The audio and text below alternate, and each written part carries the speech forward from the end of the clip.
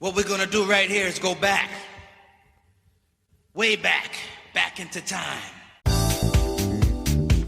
Welcome to another episode from the WDW Radio Archives. I am Lou Mangello, and this is show number 769.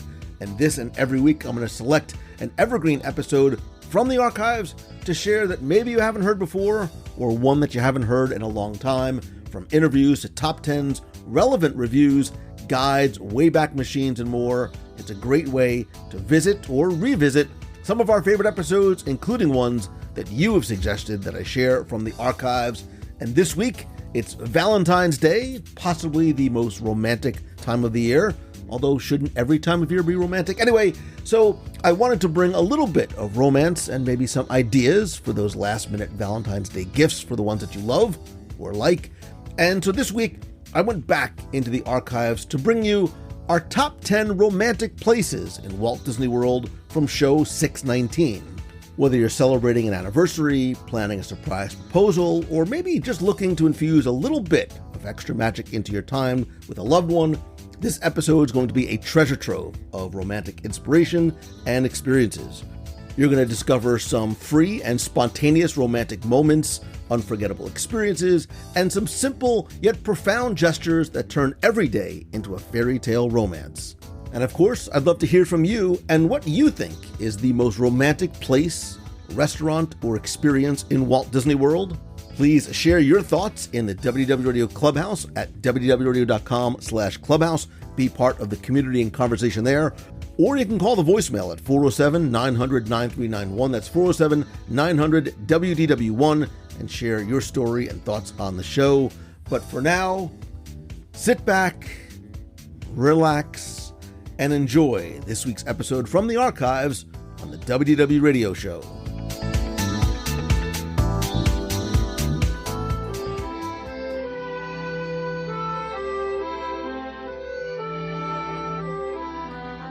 I have a confession. I am a hopeless, unapologetic romantic. I believe in fairy tale romances, the power of love, and not just the Huey Lewis song, that chivalry is not dead, at least not for me, nor will it ever be. I believe in giddy schoolboy and schoolgirl butterflies, and that romance isn't and should not be limited nor focused just to one, arguably potentially over-commercialized and sometimes yet worthwhilely expensive single day. But with Valentine's Day coming up, I think a lot of people start thinking about romantic things to do, oftentimes, gentlemen, usually the morning of, places to go and ways to celebrate not just the day, but really relationships and romance itself. And so this week, I thought we would finally, literally, I have thought about this for years, look at our top 10 romantic places, spaces, and things to do in Walt Disney World. And when I think of romance, of course, the first name that comes to mind is... No, wait, that is so very wrong. When I think of top 10s, I think of Tim Foster from Celebrations Magazine and Guide to the Magic. Wow, that was awkward. Well, I must confess I'm a little sad because when I think of when you threw this topic out, I went right to you. This is going to be a really awkward show, you know. It's going to be as if it's not already. It's going to be so much fun, and this is, like I said, this is a long requested show, is it not? It is. It is, and I think we've passed over this a few times. Like we've alluded to it in other conversations. Well, sure, but never really got down to it. And look, like I said, Tim, I am a romantic. I am a very sentimental, not mental, emotional guy, and everything that I said at the intro about romance and chivalry are true. And you said, like yourself, you know, you're a romantic guy. Have you ever done anything that you would consider romantic that you are comfortable sharing? Don't make it weirder. Have you ever done anything romantic in Walt Disney World, or do you want to save that for one of your top 10 entries? Yeah, I have, and I'll save it. There's a few things I'll talk about. And yeah, I'll share them a bit later. You know, and I've been back and forth on this. And look, I say all the time, and this is really going to be proof of it, that you, the listener, are my friend and Tim's.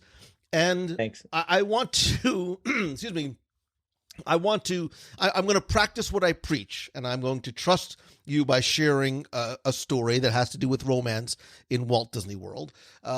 I was, at one time, many, many, many years ago, engaged briefly, very briefly, before being engaged to the woman I am currently married to. And of course, I did it in Walt Disney World. It was in front of that castle cake. It was not as I drew it up in my head at all. It was not what you see in the romantic movies. It lasted less than Stitch's Supersonic Celebration. Well, I know it really was. Well, anyway, measured it, doesn't matter. Anyway, I did many of the quote unquote romantic things that you're supposed to do, right? Including proposing in front of Cinderella Castle. Sort of. Again, didn't go as planned at all. Oi. Whatever. Anyway, but I thought it would be helpful and valuable to share some of the things you can do with someone that you like, love, or want to love next time you're in Walt Disney World, or if you're listening and you're in Walt Disney World right now, it's a great way to earn some quick points, and there's some of these things you can do without a lot of planning. And I will tell you, Tim, because I know it makes you crazy, that everything on my list is not just romantic places to eat. I thought that was almost a little bit too easy, but I really wanted to come up with some things that will help you look like and be a hero or heroine to the one you are with, or the one that you love or want to love. Now, you didn't eliminate dining entirely. I'm not an animal. Of course All not. Right. All right. I just want to make sure. So yeah. But I think these are also things, you know, we're talking about this now because Valentine's Day is coming up, but these are things that I think you can and should do all year long. You can do it on a date night. And, you know, we're going to talk about a bunch of different ways that you can get romantic in Walt Disney World and celebrate and have fun in your relationship, including some that I think might be surprising too. Again, we are aware of the current state of things and that COVID procedures, protocols, limitations, and even some activities are not currently available in Walt Disney World. I'm still going to allude to some, at least on my list, because the hope is that when you are listening to this, COVID will be a thing of the past and things will be back to quote unquote normal. And a lot of the things that you can do and take advantage of in Walt Disney World will be there and will be back. But Tim, of all the top 10s we have done in 16 plus years, this is one that I am both intrigued and excited and remarkably frightened to hear what your idea of romance and romantic things to do might be. So please favor us with your very first of what I'm sure will be many go with me here's. Well, this isn't a go with me here so much, but I was trying to figure out, should I lead with this or save this for later? But since you talked about stories we could share, I'll kick it off with a story I had to share about something I did, like you back in the day, getting engaged. Though, as you know, I'm a single boy looking for love in a park and all by myself. But is it, Tim? This is not a dating app. Although, if you want to reach out to Tim, I'm just throwing it out there. No, but back in the day, and actually, the tip to be taken from this is if you're planning a special occasion like a surprise proposal or something like that, or a special anniversary celebration or something. I did it this way, and I encourage everybody. If you are planning something, or you're trying to plan something special, but you don't know quite what you want to do, don't forget and don't be afraid to reach out to, if you're working with a travel planner, travel agent. Lou, you've got some great ones you work with. Or you could even probably call Disney directly. In my case, I reached out to a travel agent pal of mine who worked with Disney, told him I wanted to do something, had no idea what to do. They had all sorts of ideas, and Disney does have all kinds of things that you can do that you might not know about. So definitely ask if you're trying to do something. And in my case, what I wanted to do, and the way it worked out, was this was for a proposal, not in front of Cinderella Castle and the birthday cake, which reminds me, that was one of my first trips to Disney when it was the birthday cake. And I'm wondering if in some weird multiverse way, I was standing next to you when you were doing this, and who knew? Years later, here we are. Trust me, knowing the details of my story as I do, I was not there. You were not the screaming family of children that were running and jumping all around me as I was trying to do it by never mind. It's okay. Well, that was the ruckus though going on. Okay. it was definitely a ruckus. This makes sense now. So anyway, the way this happened, this is the Grand Floridian. It was going to be a dinner. Now, the ruse that I was pulling was we were going to be dining at the Grand Floridian Cafe, which is up on my list of romantic restaurants, which we'll get back to. Wow.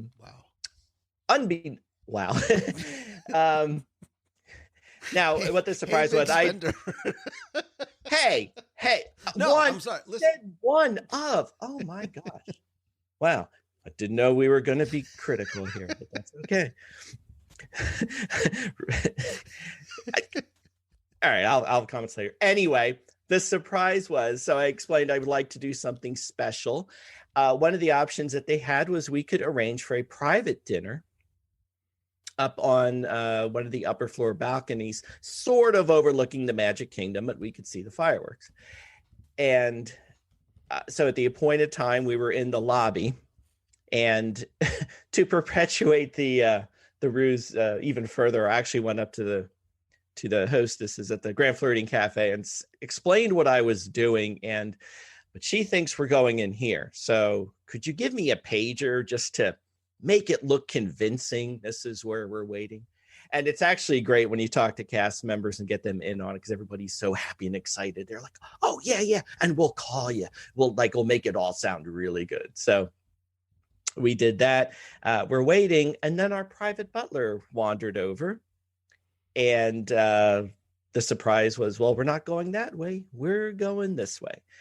And they did the whole 9 yards. I had a ring that I brought with me. They had taken care of purchasing on my behalf a glass slipper, which they put the ring in, put it under a tray, ostensibly the dessert tray, brought it out, lifted it up. There it is, written out chocolate. Fireworks are going off.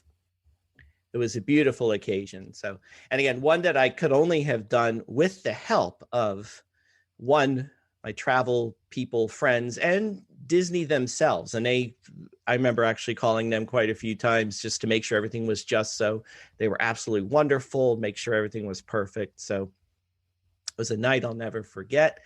And that's my first tip to everybody. If you want to do something above and beyond, reach out and ask. There's all kinds of stuff you may not even know about was there.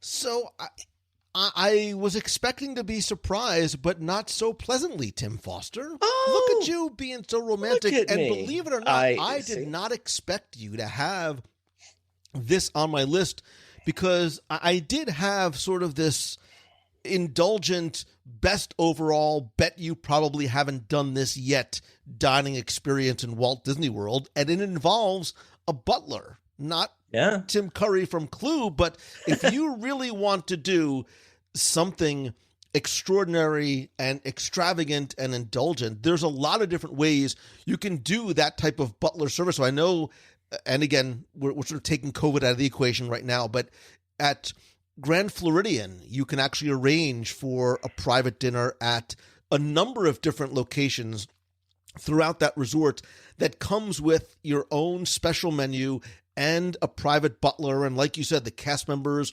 work alongside you, whether you want to do one of the upper level terraces, do you want to be over on the lagoon somewhere. And yes, it can get costly, but it also can be the best of the best of the best of wonderfully romantic, memorable, like you want to leave a lasting impression on somebody. Doing one of these private dinners just for two. I know for years, and I don't know if they still do it anymore, you were able to do a private dinner for two at the terrace at the Twilight Zone Tower of Terror. Yes. I actually saw something about a wedding party that had not the wedding, but a bridal shower or something there.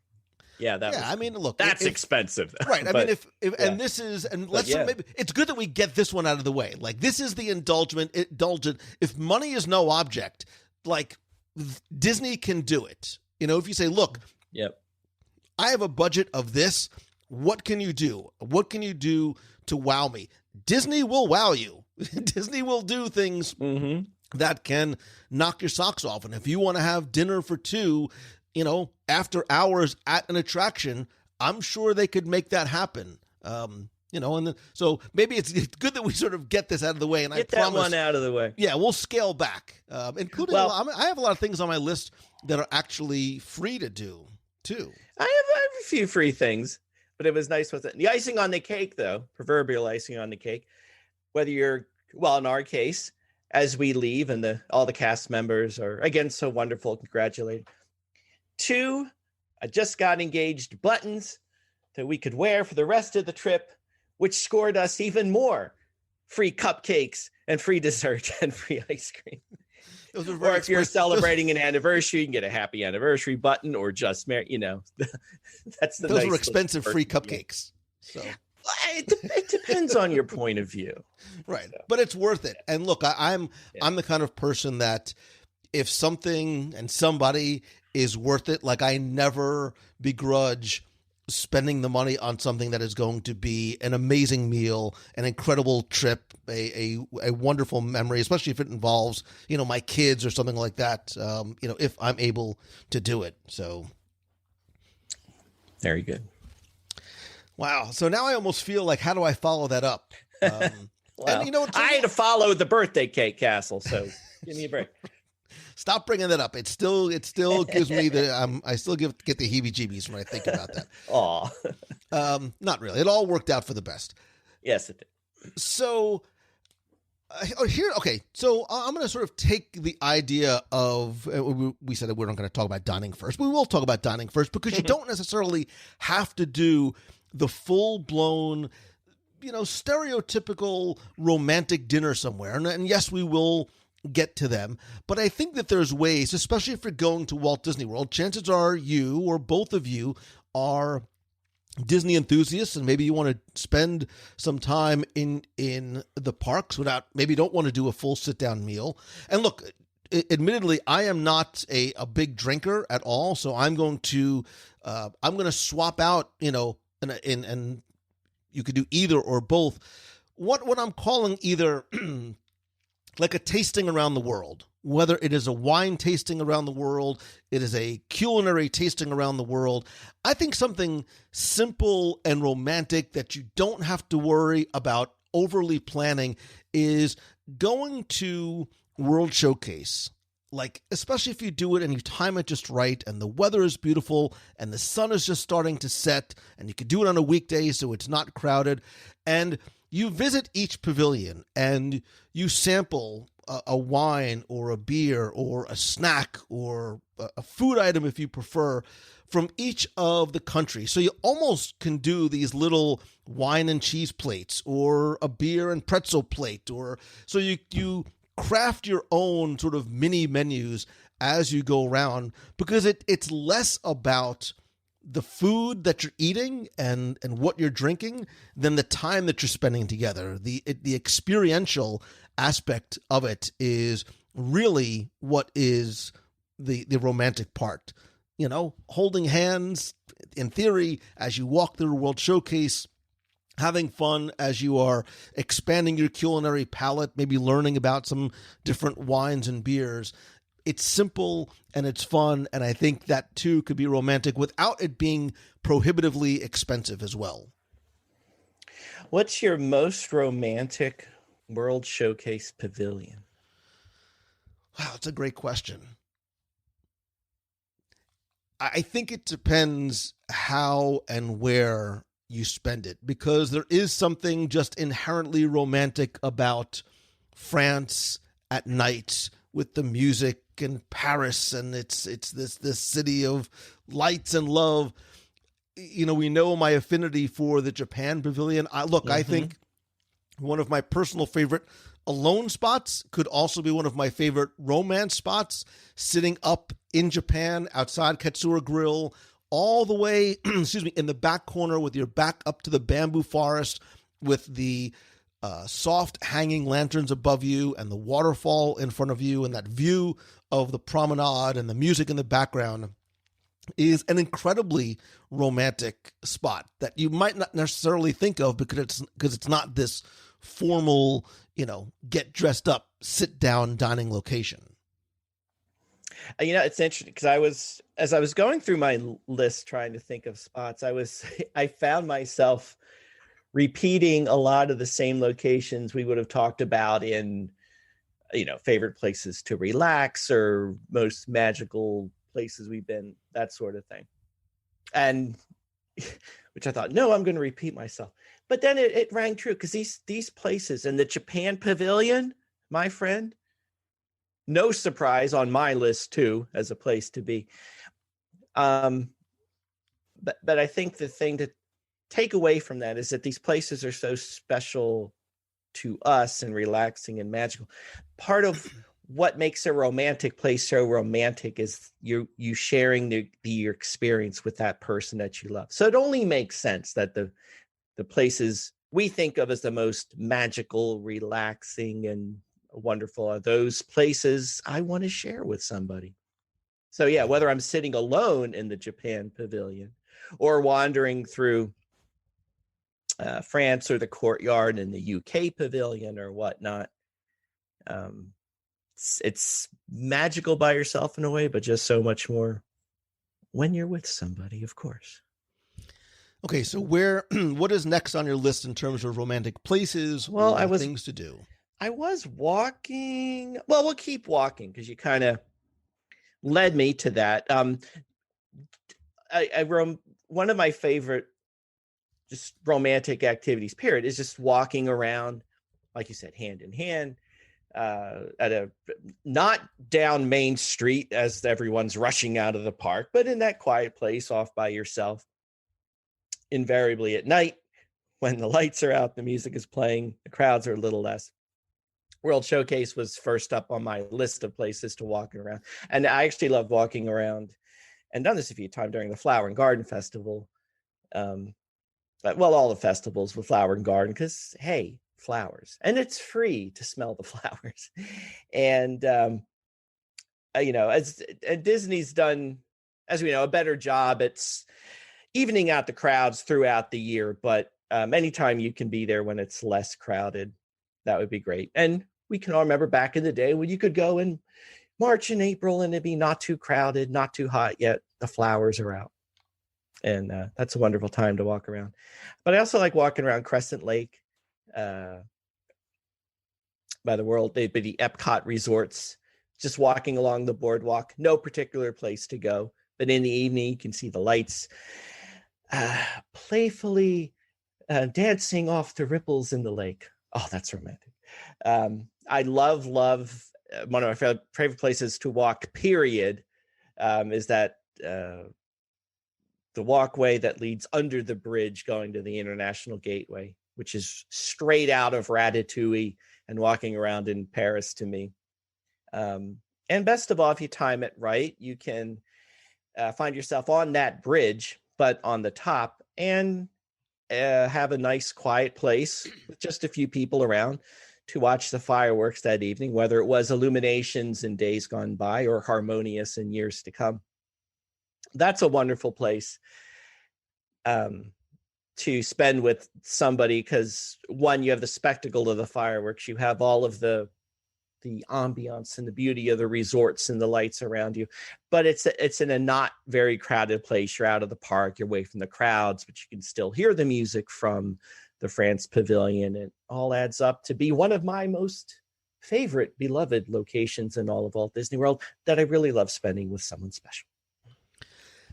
I love it. Although walking sounds exhausting. Well, or get a Surrey, get a Surrey bike.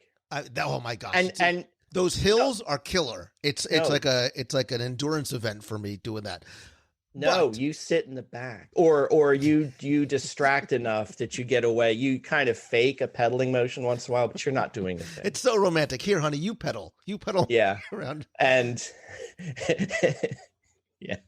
Well, you did say something which actually leads me to something that is on my list multiple times. I'm going to sort of combine them here into one because I think the water is romantic. I love walking by the water, being on the water, sitting on a beach or a lake or dining waterside.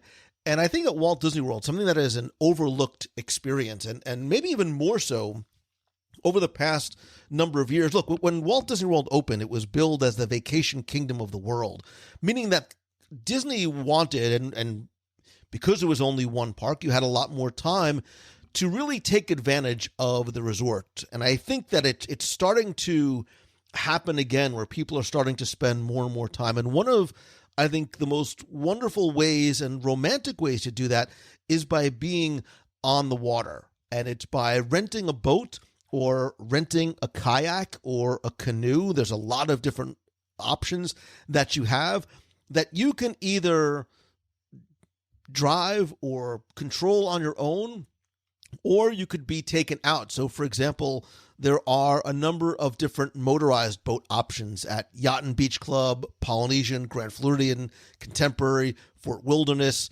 There are sea racers. There are those little two-person boats. There are Boston whalers you could take out as well. There's also, I mean, if you really want to, go all out, you could rent the Grand One for a specialty cruise. We'll get back to that later on. But there's also canoe rentals and kayaks at Fort Wilderness. There are the Sun Tracker pontoon boats you can take out as well. And I think that there is something about doing that activity together, you sort of having control over the experience. We talk about things like immersive and interactive and us sort of not being passive observers. Getting into your own boat and going around, Seven Seas Lagoon or Bay Lake or wherever it might be is such a great opportunity to do that in a much simpler form where you're not sitting waiting in a queue to get on an attraction to get off and sort of have that limited experience. And it's not that expensive at all. For example, the sea racers, and these prices are obviously subject to change. A sea racer is like $30 for a half hour. I think the Boston whaler is like $45, but the kayaks are like $13. The kayaks and the canoes are like $13 at Fort Wilderness for an hour. I think it's per adult. So for like $25, less than $30, you can go out for an hour kayaking, having fun, and just sort of spending that, wonderful, I don't want, I'm not making fun of when I say it, but you can spend some of that simple bonding time together. And I think the water is a beautiful place to do it. I love being on the water, which is, yes, very romantic.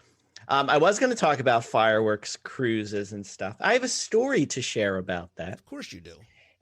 But before that, speaking of boats, though, one of my favorite things to do has to do with boats. And this one's actually free. So you don't have to pay for this. Although the cruises are fantastic if you can arrange one or like you said, get a boat and go out on your own piloting around. That's fun. But if you don't have that available to you, or if it's a last minute thing, the launch boats at Disney, we've talked about so many times as one of our favorite things to do. And there are lots of launch boats of various sizes and shapes, of course. My favorites, though, from just immersing yourself in the magic of Disney and being in a romantic location, would be the smaller boats, especially the ones that go between the Grand Floridian and the Polynesian and the Magic Kingdom.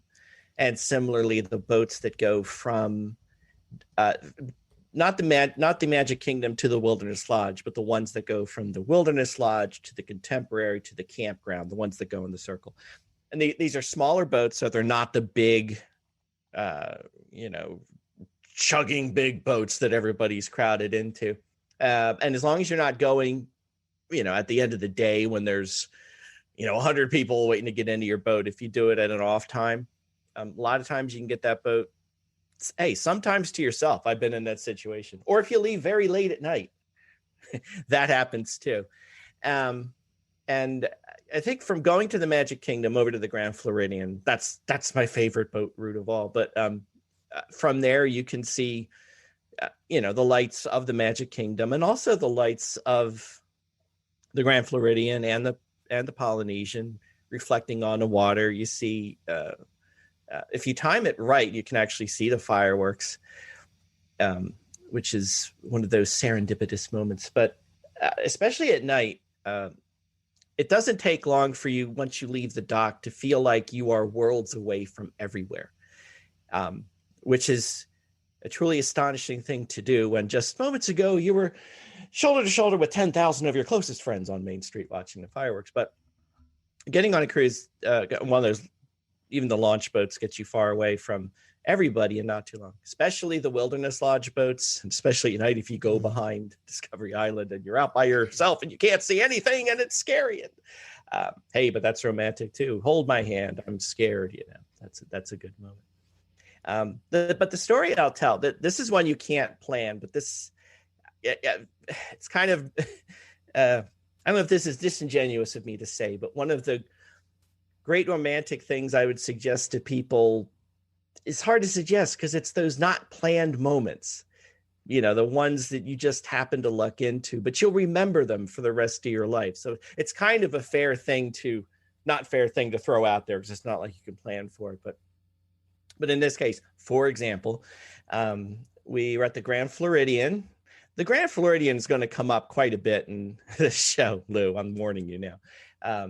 But we went out the back. We went to Gasparilla's, got a couple cupcakes, and went out. We were just going to watch the fireworks. But a boat pilot wandered by. And if you don't remember, when you're outside of Gasparilla's, you're right near the boat docks. And he asked how we were doing, and we were doing fine. And he remarked, I have to take this boat out for a little maintenance run. How'd you like a fireworks cruise? Are you serious? Yeah, I have to go anyway. I got blankets. Okay. So we went. He had another couple sitting there. So just totally random, out of the blue, can't plan for it, but we got a personal fireworks cruise. We went out the Seven Seas Lagoon, stopped in the middle, watched the whole show. It was great. So that it's not a fair thing for me to bring up because it is one of the most romantic things I've done, but it wasn't one I could have planned for or figured out how to do in advance, short of renting a boat like you had mentioned. But so clearly when you date Tim Foster, romantic fortune shines upon you. Things happen. Things happen. There was one I wanted to include. I was going to mention it separately, but I think it probably makes more sense to include it here. As long as we're talking about boats and telling boat stories, look at this not so subtle transition over to the boathouse. And I'm not going to talk about having dinner there, but there's not one, but two different boat rentals that you can do there. One are the little amphicars, those little sort of 50s looking cars that are right on the boat ramp right next to Boathouse, where you can fit as many as 3 people in there, and they take you on a little tour of the lake behind Boathouse and sort of the waterway that goes down by Paddlefish and then across to Saratoga Springs Resort. And you can book a tour. It's like $125, I think, for up to 3 people. But if you really want to sort of turn the romance up to 11, Tim Foster, as clearly I know you like to do, you can also book the Venezia, which is a 40-foot, breathtakingly beautiful, elegant 40-foot Italian water taxi. and the boathouse's captain and crew will take you out on a journey through the waters of Lake Buena Vista and the scenic riverway. Again, I'm a romantic. You can do it at sunset. It's amazing. And they'll bring out chocolate-covered strawberries, a champagne toast. You can do, other food as well. So if you want to do something for your anniversary, and listen, the castle engagement thing has been done, been there, done that. You want to do an engagement that she will never forget, the Venezia. Again, not the least expensive thing that you could do, but relatively speaking, a 3-hour rental is $500. So comparing against the cost of some of the others, it is an indulgent thing, but again, it's something that you can only do here, and that doesn't include food and drink. You can add that on. I have actually done this in the past. I actually took the speakers out for Momentum last year, 2 years ago. I don't know. We went out on Venezia. I was on it once before. It is a beautiful, beautiful thing, and it's a truly memorable, special event that you can do, and you can find out more and you can book it by going to the boathouse or going to the boathouse's website. I can't wait. I'm still waiting for my first time to go to the boathouse. I promise. Listen, I can't promise you the Venezia, but I can promise you boathouse. Okay. Well, we did have dessert there. Wait, I forgot about that. What did you forget? You did take me to the boathouse. So what you're saying, you're Tim, off the hook. Is that all these years that you've been complaining that You're I've never taken hook. you there, you now are admitting that I did. You did. And not only that, because you're you. I don't know what that means. America's guest. You were able to score the entire new dessert menu in one shot for us to enjoy. So it was a tasting. It was a tasting. You had to roll me out of there, but it was a tasting. Listen, if you roll out a boathouse, it means you did it right. You did it right. Yes. So we love our time on the water, time on or in the water. Where else will you go next? Or is it technically my turn? I don't know. I think it's technically your turn. Okay. So I think whether you are visiting Walt Disney World and staying at a resort, or if you're local and want to do something special and have a little staycation, I think there are, as we're talking about, ways that you can plus your experience. And I think one of the things to do is, it's not necessarily where you'll stay, and we'll talk about that, I'm sure, but things you can do in your room as well. And Disney Floral and Gifts has an incredible array of very romantic in-room surprises, touches, flowers, and gifts that they can bring and have even ready for you when you check in at your hotel. Anything from cakes that could be personalized and decorated to gift baskets, floral arrangements. They'll do a rose petal turn down service with champagne and cheese and chocolates, and you can get embroidered Mickey robes. I mean, you really can take the in-room celebration to whatever sort of level that you want, whether it's something as simple as, a small floral arrangement, the bed of roses with champagne, balloons, whatever it might be. And again, you're limited by your and Disney's imagination and budget, but you can have cakes delivered, and they have a number of allergy-free items as well, too. So I think doing something in your room, having that surprise, right? It's about sort of that surprise and delight where, especially if you have that incredibly exciting check-in moment and you're just thrilled to be there, but like Disney, you're able to exceed expectations and the door opens and that balloon bouquet is there, or there's this Valentine basket with chocolates, or a dozen roses, whatever fits for you. I think some of the floral and gift things that you can do And you could just search for Disney Floral and Gifts. And I've worked with them in the past, and they are just not just only wonderful to work with, but incredibly creative, and will make that trip, that staycation, that night, that moment even more special than you could have imagined. Yeah, I love that. And that goes back to when I had the dining experience. If like working with Disney, like I said, they have so many great ideas, and they're so creative. They'll think of things you could never think of, which is great. I do remember once though being surprised in my room by a cold, I don't know if this was a romantic gesture, but it's a nice cold case of Dr. Pepper soda, like a 12-pack. I sent that to you. That was my gift to you. You did. You did sent the card get lost? Yeah. The card. No, I knew it was from you, but yeah. Good stuff. My next one is a little different. So I have no idea if this is still something you can do. Not even with everything going on, but I don't even know going forward. But and again, I did this, and it was a very, very romantic thing, was a horse-drawn carriage, sleigh, which you could do over at the Fort Wilderness Campground. And they had the haunted hayride versions you could do. They also had Christmas ones, which is the one I did. And again, Lou, I have no idea this year, obviously not, but I don't even know going forward if this is still something you can do or will know. I don't know if you know for sure. I believe that the carriage rides might still be on hold. I maybe. Well, hopefully come back as of this recording. And you can do this. I haven't done this, but correct me if I'm wrong. This is something you can also do over at Port Orleans as well, or you could do.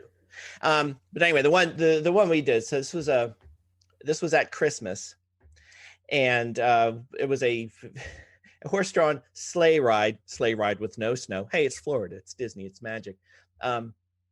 But in this case, what you went around the campgrounds at Christmas, which was very cool because this all the people that are staying there all have great traditions and decorations of decorating their own campsites in their own way. So it's like you're going around your neighborhood or going like we have a tradition at Christmas. We always go on Christmas Eve or, that weekend nearest to it. We'll just drive around random neighborhoods just to look at Christmas lights. But this is the Disney version of it with the clip clopping of the horses in front of you.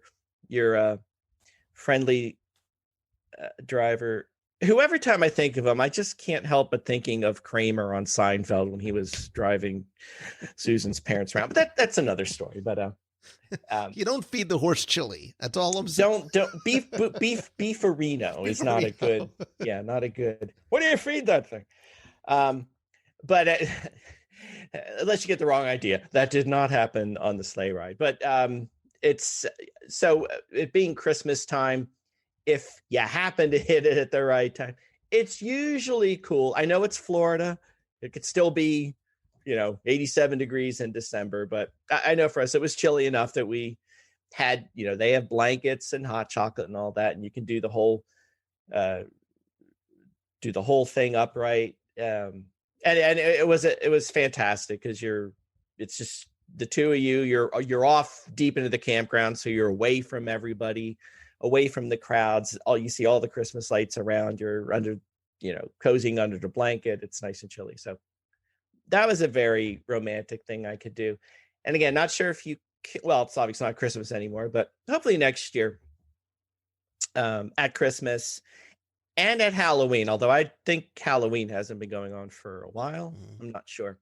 But always check because they're available. Like I say, they have various horse carriage and riding activities over at Port Orleans as well. So if you like that kind of thing, that's available at least at those two places, and very romantic. It was on my list. Especially if you bring along some chocolate covered strawberries. Wow, look at you, Tim. Look at you. Listen, You're like a walking Tinder ad right now, because I can hear the swooning going on. It was on my list, and I agree, when it comes back, it's something simple and wonderful and elegant to do, much like what is next on my list, which is the afternoon tea at Grand Floridian. Oh, yes. I think this can be both a romantic and non-romantic experience, however you choose to enjoy it. I actually did a live review of this back on show 435 with a longtime friend of mine, Emma, from the United Kingdom. And between the atmosphere, the elegance, the music, the simplicity, the finger sandwiches, the tea, the cakes, the scones, all on this wonderful traditional afternoon tea platter. And again, it has this wonderful sliding scale, really, of how much you might want to do it. I think that the smallest amount might have been like $35, like for a certain thing, but you could then add champagne to it. You can do one that includes all the sandwiches and scones and caviar and accoutrement, as you will, with your choice of pots of tea.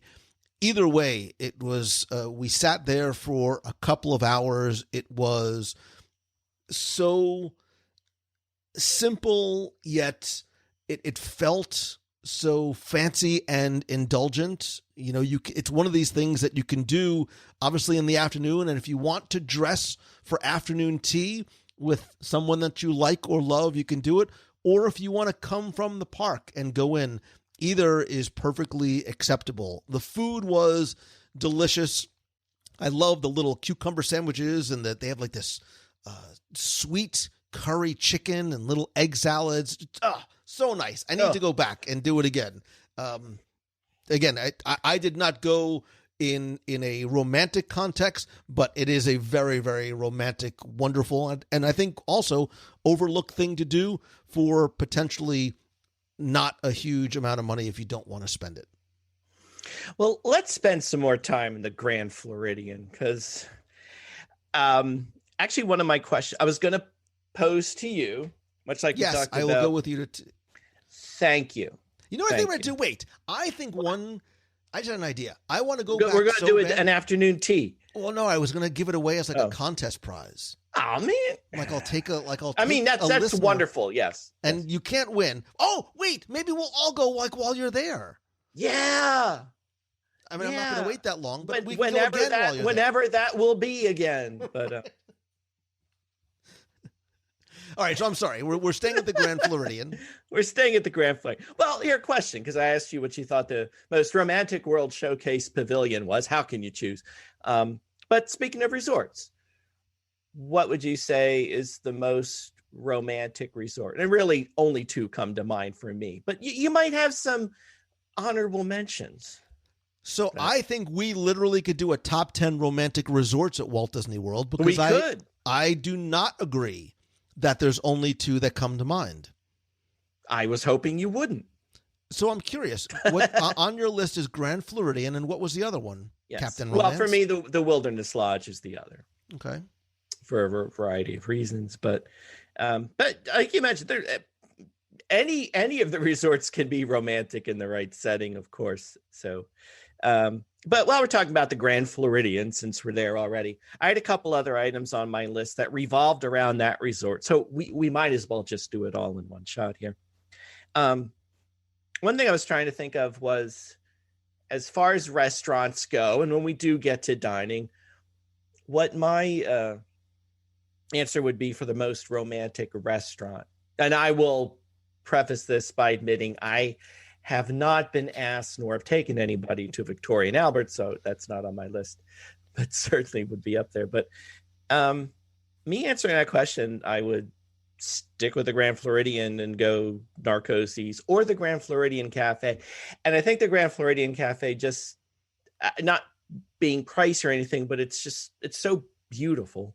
And it's pretty wide open, so it doesn't take much, especially if you go at kind of an off time, to be sitting right by the window. And of course, you're surrounded by the Victorian decorations and the elegant place settings and the wonderful, wonderful food.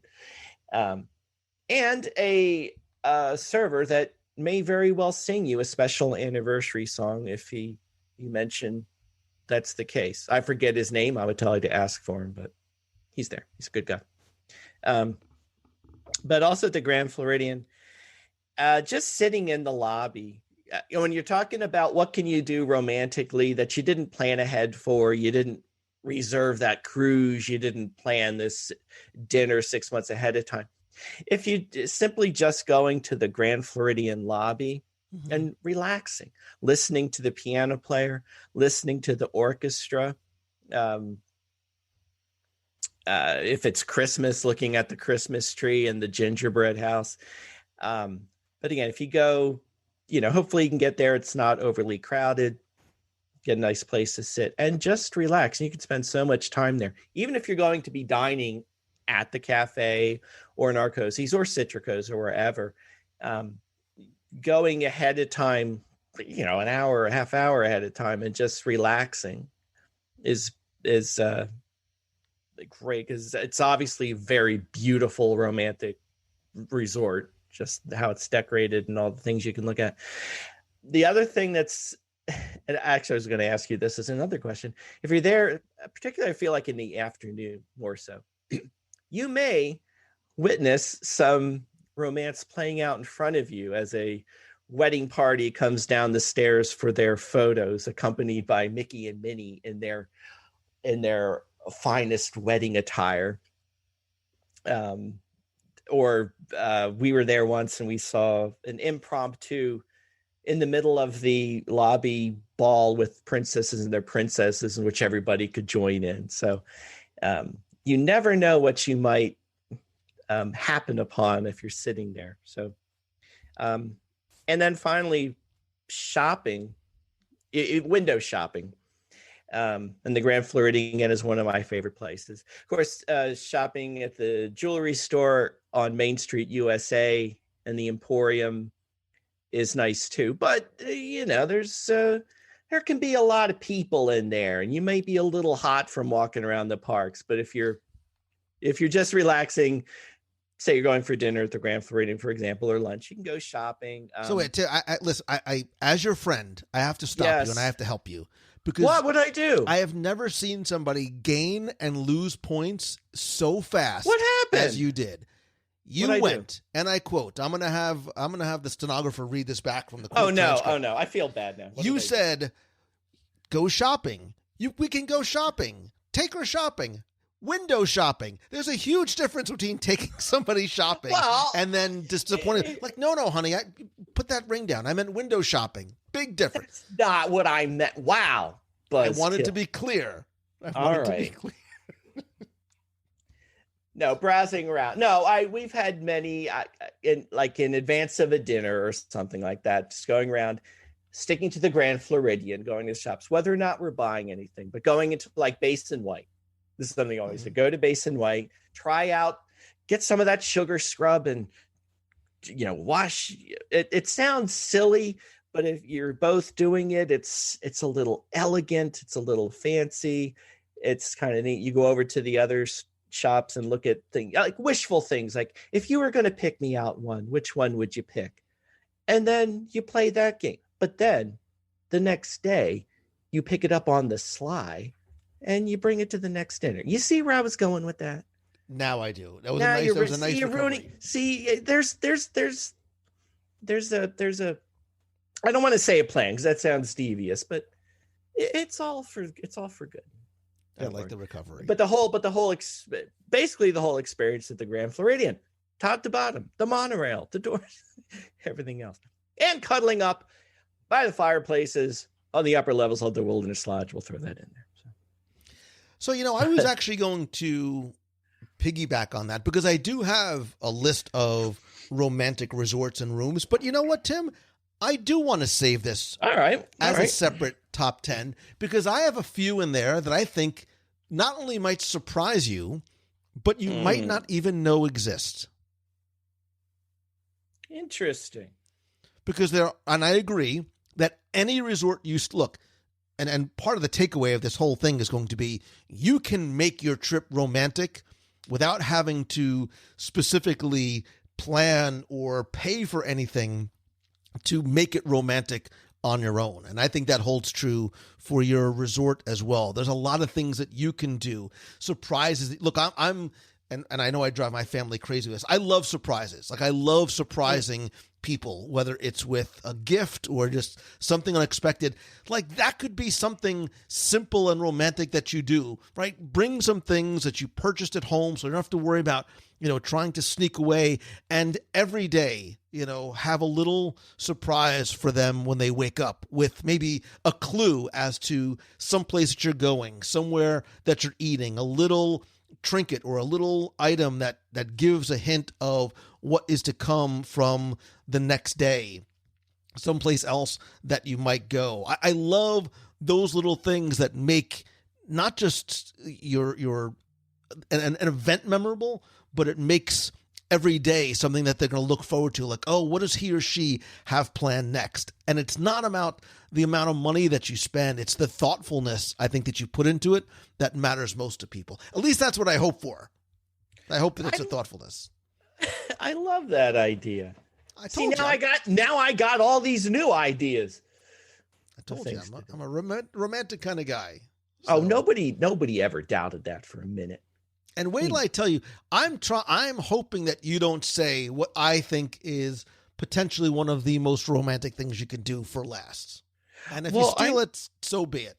Well, to be fair, I'm kind of at the end of my list. I'm kind of ending with something just sort of silly and free, but why not? Well, that's what I'm going to do. So I'll go for something silly and free because that's exactly where I was. I am a simple person. Some people might call me a simpleton, whatever. No. And I do believe that you can have some of the most romantic, memorable moments by exchanging a glance or an embrace. Keep it G-rated, kids. A hug wherever it is, or just a moment. And I am, like I said, I'm a romantic. I think that there is something incredibly, wonderfully romantic about trains. I don't know why. Oh. And whether it's a ride on the Walt Disney World Railroad, just a trip to nowhere, just riding around in circles, enjoying the views, the breeze in your hair, just sort of sitting there together talking. I consider that the TTA, the people mover, I consider that to be You took mine. Sorry. I consider the Skyliner. It's sort of they're air rails, right? I think the Skyliner is incredibly romantic, and right now, and don't make this weird, right now because of COVID, it's actually even more so because it's only one party per Skyliner vehicle, which means that you can enter a vehicle and do the two different loops and you have it to yourself. Again, just hold hands, whatever, keep it. But it, especially at night and at sunset, it is incredibly romantic. And you know what, too? And I just thought of this. Speaking of riding the rails and trains, I did this a couple times as a kid. Amtrak has the I don't know what it's called, the something liner that goes from, I think it's like Virginia to not far from Orlando. And it's an auto train. So if you want to sort of drive your car, they put it on the train, and then you and your car and your family, the person you're with, whomever, you get sort of to experience the Eastern Seaboard to a certain degree by train, and getting there really is half the fun, and it sort of extends that simplicity of a train ride. And I think you mentioned it too, Tim, something simple like sitting on rocking chairs, whether it's at Wilderness Lodge, Fort Wilderness, Animal Kingdom Lodge has a ton of incredibly romantic places, or even just sitting out in Liberty Square. There's those two rocking chairs on the side of of Hall of Presidents that you can sit on. All of those things, Tom Sawyer Island, the same thing. All of those things are simple and free, and they are moments that you can create without having to spend a dime. I love it. I'm going to have to check out that train. That might be a possibility.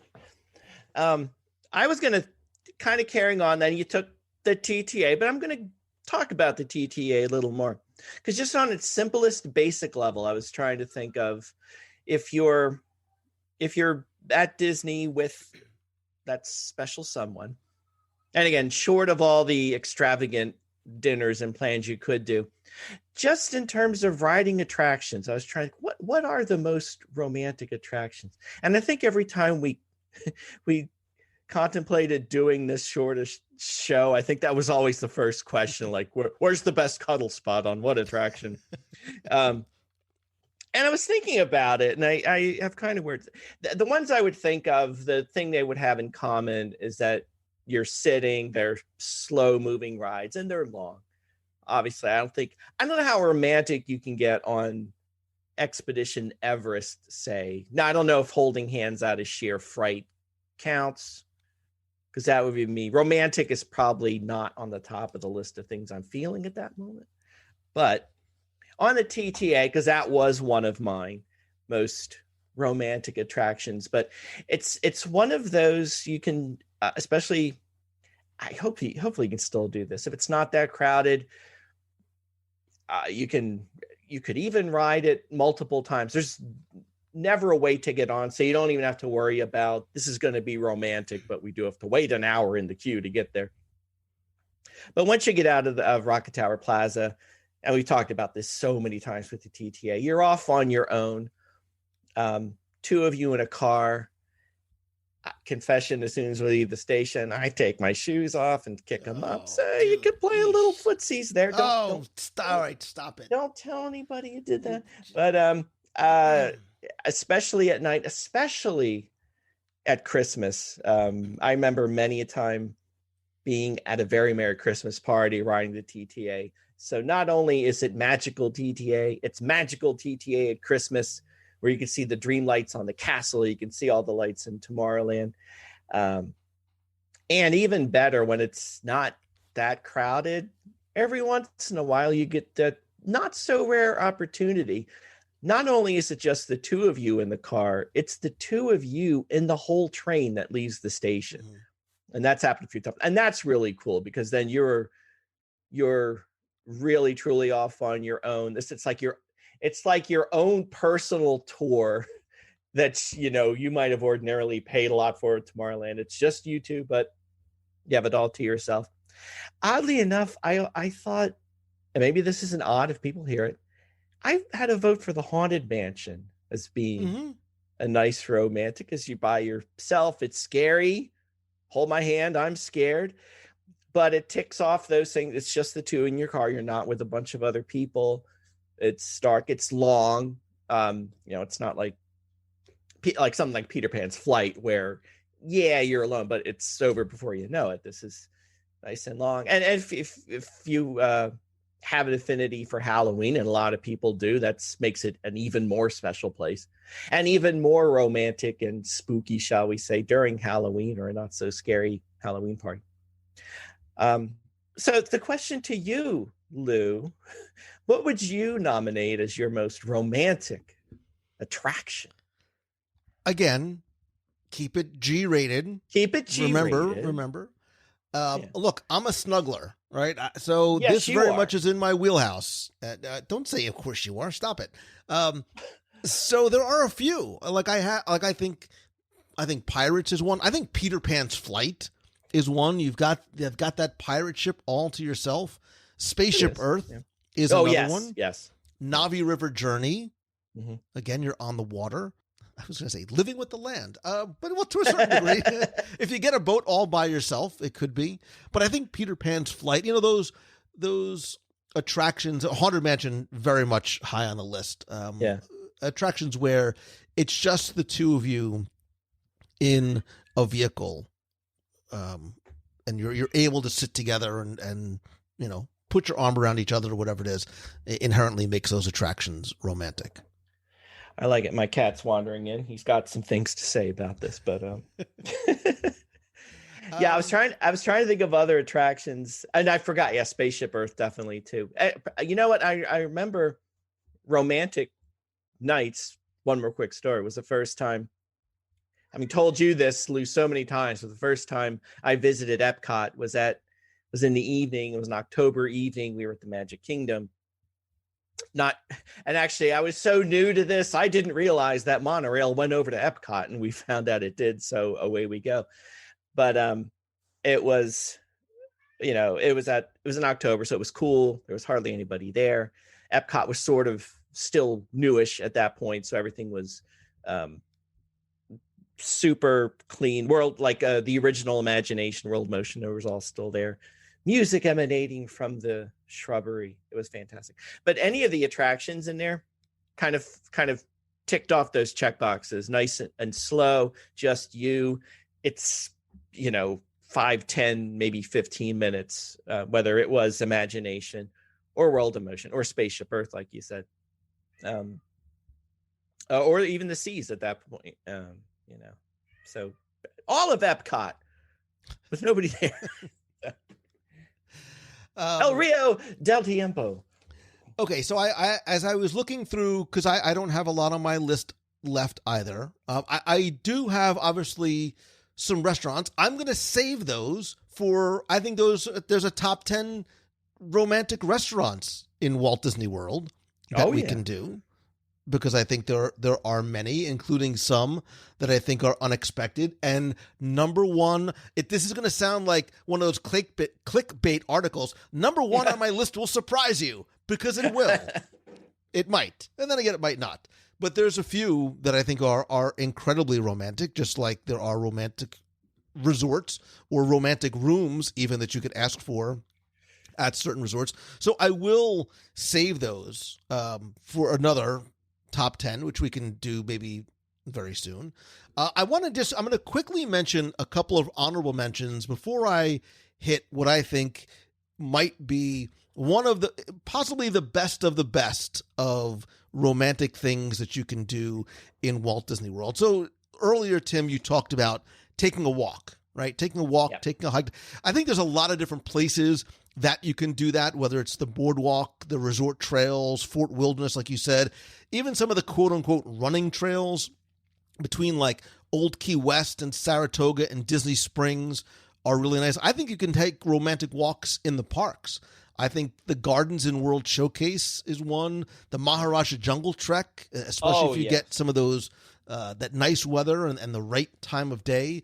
So many of the resorts have wonderful grounds that are meant to be wandered and explored, especially some of the larger resorts that are a little bit more spread out. I am not an athlete. I am an athletic supporter. So I think miniature golf, it's almost like that teenage romance thing to do, but it can be so much fun and so romantic. So an evening or a morning at Winter Summerland or Fantasia Gardens could be something that is fun and romantic as well. It does not have to be, the flowers and the champagne and the strawberries. I think there's a lot of places that can be romantic if you approach them that way, whether it's the Liberty Square Riverboat, or to the opposite of your point, I think you can stroll down Main Street USA and have it be something simple and romantic to do together. I think sort of romance is where you could make it. If you go to Animal Kingdom Lodge, the Starlight Safari is one of, I think, the most special and unique things that you can do as you go at night and you're given night vision goggles and see, I think it's like 30 different species of African wildlife. I know they did nighttime safaris in Animal Kingdom too. I think those are currently on hold as well. But what I think is the number one thing on my list to do is easy. It's romantic. It's unique, especially right now. It can be private-ish. Is not you don't even need a park ticket for it. And you don't need to be staying at a specific resort. It's Characters in Flight at Disney Springs. Oh. Did you know it's the world's largest tethered helium balloon? I did not know that. See that? full of useless knowledge. So the gondola is this 20-foot diameter basket, that it's enclosed basket. And look, if you're afraid of heights, I am not the biggest fan of heights as well.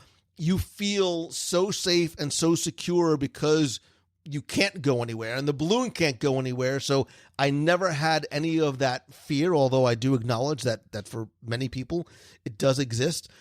While the gondola can hold up to, I think, 25 or 30 people, especially I've noticed over the last number of years, it's not, especially during off times, it's not often crowded. It's not often being used because there's not a line of people. So depending on what, look, if you go on a Tuesday at 11 o'clock, chances are you're going to have that balloon all to yourself. If you're going to go at the end of a night, maybe after a romantic dinner in Disney Springs Boathouse, and then you have a surprise, you think that you're walking to the buses or back to your car, and then you hook a right and you walk over to Characters in Flight, and you have this reservation for the balloon for just the two of you. The views are spectacular. It's not even that. It's that simplicity of the balloon ride. And it's only $20 for adults. Kids, I think kids are like 15. But it is such a unique view, and you can see for like 20 miles all around. Like you can walk all around the basket. You don't feel cramped at all. You should look at pictures or videos. I did this a couple of times. I haven't been in years. I want to do again, but timing it just right. It is just such a simple, romantic thing. And if it's just the two of you, and obviously there's, the pilot in there as well. It is a wonderful, wonderful, very overlooked experience at Walt Disney World that ticks all the boxes. Like I said, you don't have to book this 6 months in advance. It can be private. It is unique. It is romantic. It's something you can do together, and it does not cost you a lot. It's $40 for two people. I love it. I am a little afraid of heights, but you've convinced me. I think I can handle it. And it's even perfect. Like, oh, you're a little afraid of heights. Come here. Let me give you a little hug and a cuddle. Right? I mean, I'm not saying that's why you do it. I mean, make sure it's obviously completely consensual, but you know what I mean. I'm assuming that if you're there together, that is not an issue.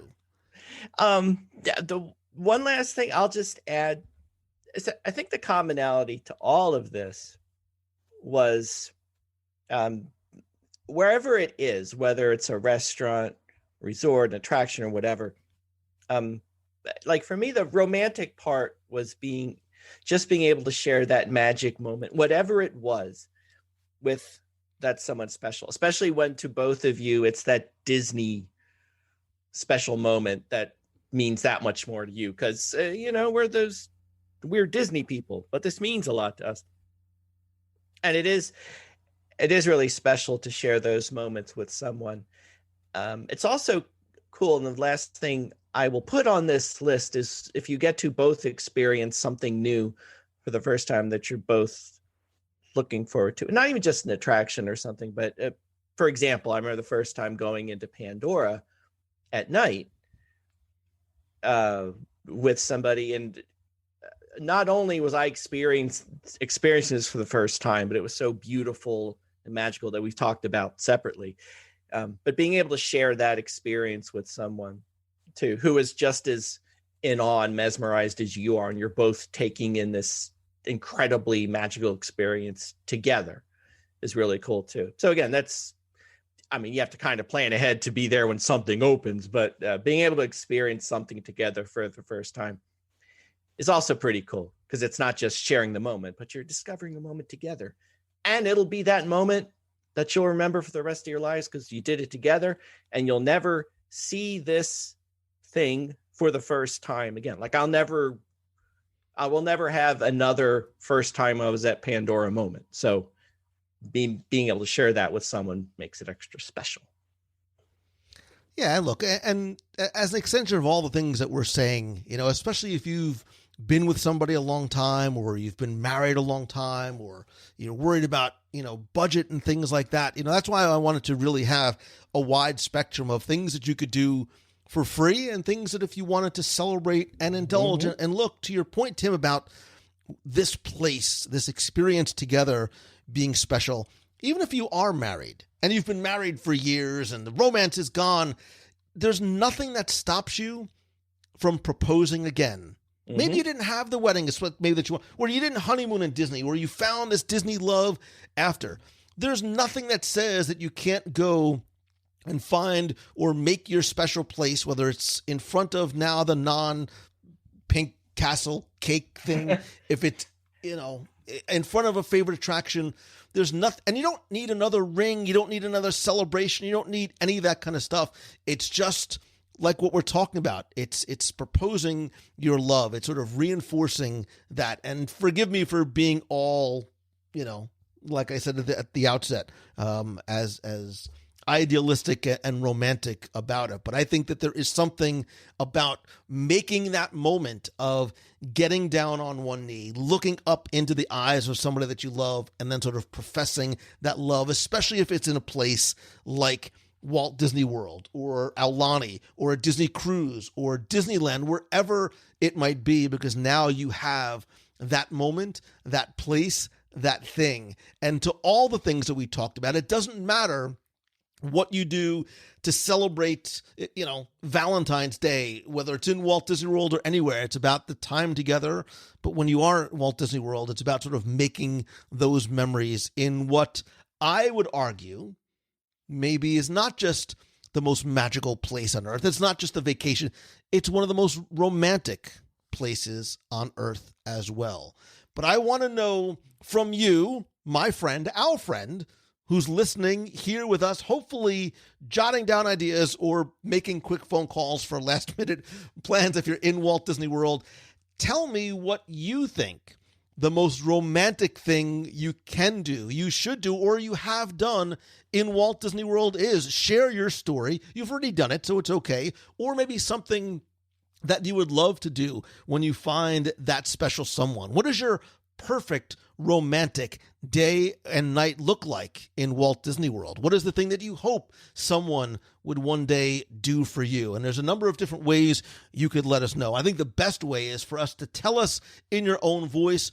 Call the voicemail. I will play it on the air at 407-900-9391. That's 407-900-WDW1. You can also go, I'll post this on our group on Facebook. It is the WDW Radio Clubhouse. It is fun and family friendly, of course free, and a very warm, welcoming place. Share your story, share your idea there. Or you can email me, just lou@wwradio.com, or share it on social and let me know.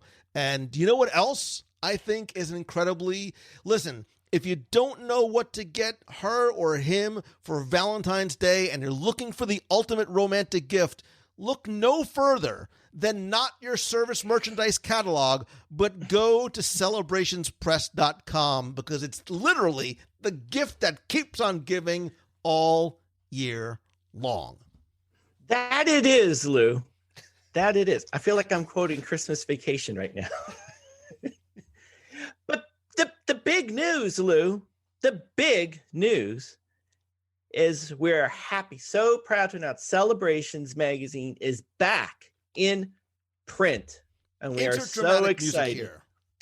Enter dramatic music. So we're so excited. We've been working really, really hard.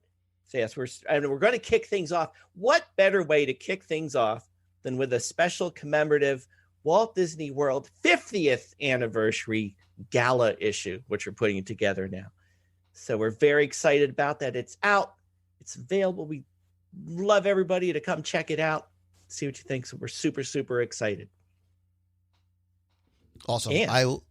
There's more? Well, and maybe we'll have a special something for your audience, Lou. Which I guess I should mention. That's like, see, now Tim, again, this is me as a friend to you. It's like telling somebody, like, listen, maybe I'll have something romantic for you, but then again, maybe I won't. So no, we're going to put together to celebrate the return of Celebrations in Print, we do have a special coupon, which Lou will include in the show notes. I will put it in. Which he will include in the show notes.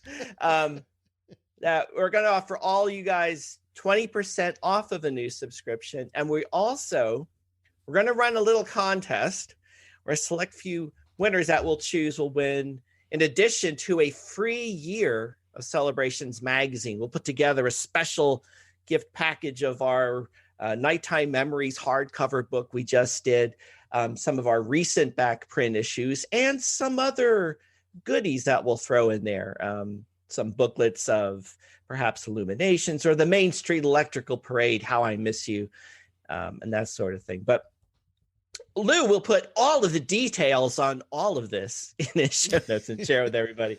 But we want to offer this to everybody because we just want to share it with everybody because we're so excited and hope you are too. Awesome. I certainly will. Go to WDWRadio.com, click on this week's podcast. You'll find links and all of the details once Tim gives them to me there. Once we have to figure out what the coupon code is, actually. Lou is my Tim friend. is a cuddler 20. We'll figure it out. Check the show notes. That's a little long. We'll shorten it up to something much nicer. So. Well, look, Tim Foster, I am so grateful for you being here. We're going to have to come back and talk about romantic resorts and rooms and restaurants and places to dine. But the takeaway, Tim, is that romance is still not dead, nor should it ever be. No way, my friend. No way. What's the most romantic? Oh, top 10 romantic Disney songs. Oh, man, I'm going to have to think about that. I know. I'm going to write this down. Romantic Disney. I was even going to mention top 10 romantic films because I don't know if I said this on the show. I mentioned to you. I watched Endgame again last night and cried. Very romantic. Six more times. And what better way to have a romantic moment than cuddle up watching your favorite movie, especially one where you'll cry a little bit. I'm a crier too. Just so I you know. cry it. I'm a hugger. I'm a crier. I'm a sentimental kind of guy. So what can I tell you? I wear it. I wear my heart on my sleeve proudly. You're hopeless, but that's why we love you. That's the power of love.